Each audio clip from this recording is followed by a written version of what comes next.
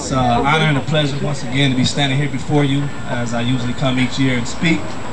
Today I just really want to kind of give a powerful testimony to a couple different things. We know that our youth today are at risk, and I don't think we really pay attention to the definition of being at risk. And basically it means that our children are in trouble. Not just your children, not just my daughter who's only 9 months old, but our children are at risk. They're at risk because of the things that are going on in society, the things that are going on in our culture today.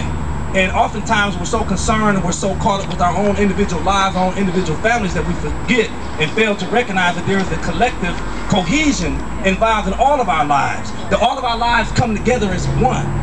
And when we fail to participate in that collective oneness to help participate in raising our youth as a whole, then we participate in allowing our children to remain at risk.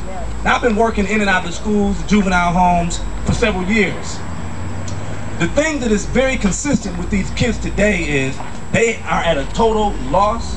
They are totally despondent to what's going on with their futures. When I was a young child, I was severely at risk. Most of you know my story. In and out of the juvenile home, jail, incarceration, and prison.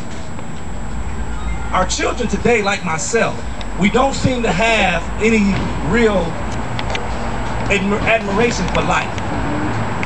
With my own self, I didn't value life. See, our children don't understand the value of life. Just this morning on my way here on the highway, this is how valuable life is.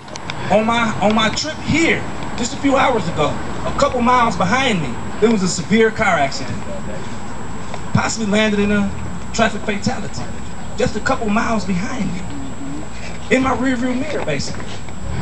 See, that is just one aspect of life and death.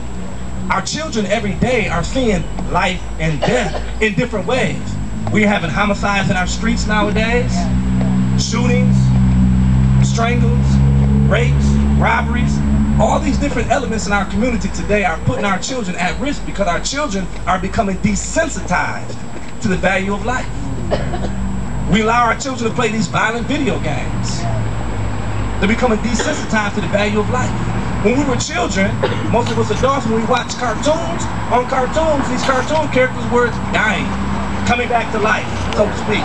So our children are being desensitized to the value of life. So we need to take careful consideration and attention in our children's life. It's all about what we are allowing our children to be exposed to. We have to be the ones to raise our children.